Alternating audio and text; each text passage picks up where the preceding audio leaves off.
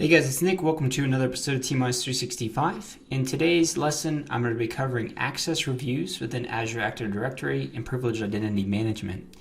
I showed in the previous lesson privileged identity management and how you're able to establish just enough access and just-in-time access for your users by giving them roles that they can activate for a temporary period of time. In this lesson, we're going to be covering access reviews, which allows you to perform an assessment of privileged roles within your organization periodically so that users can either present a justification reason for presenting and keeping that role, or they could say, hey, actually I don't ever use this anymore, I don't need these rights any longer within the organization, and they can relinquish that right and they no longer have access to activate an elevated role. So it's basically allowing you to continually monitor any type of sprawl going on within privileged accounts in the organization, and allows you to discover newly assigned privileged accounts as well too that maybe you need to review, and that could be on a quarterly basis or it could be on a weekly basis depending on the size of your organization. So within here you can go under the Manage and Azure AD Roles section. On this page here you can click into Access Reviews. So here we can go ahead and click on New, and this will bring us to this page where we can establish this. For this name, I'm going to go ahead and call it my Global Admin Review.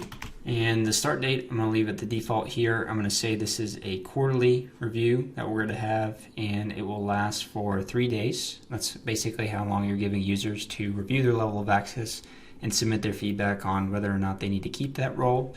You could say that you want to end this occurrence after one time, or you could say after 6 times here, 7 times here, and that will allow you to keep this rolling without having to modify any of these settings.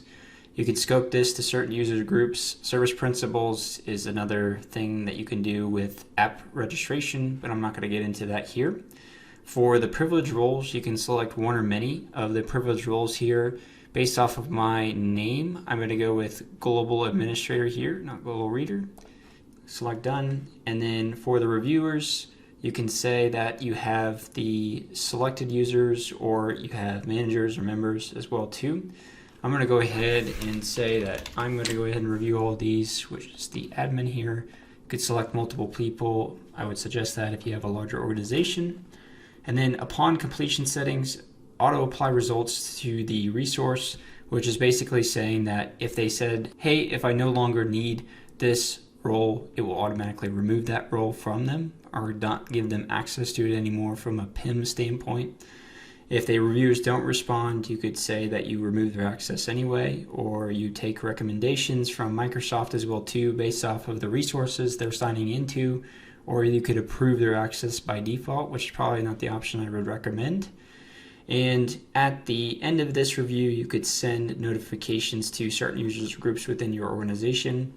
And then down below here, you have some more advanced settings which says, hey, why don't you show me some recommendations, which is telling you whether or not they should have access to this role from Microsoft based on their sign-in activity. You could require a reason upon approval, which I recommend, which is basically giving a description why they need to keep that role. You have mail notifications set on for the user's responses, reminders that are going out to the user when there's certain times that they're going to have until they have to submit that feedback by. And then the additional content for the viewer in the email if you really wanted to. So when you click on that, you can have this go ahead and kick off, and that'll have your statuses here.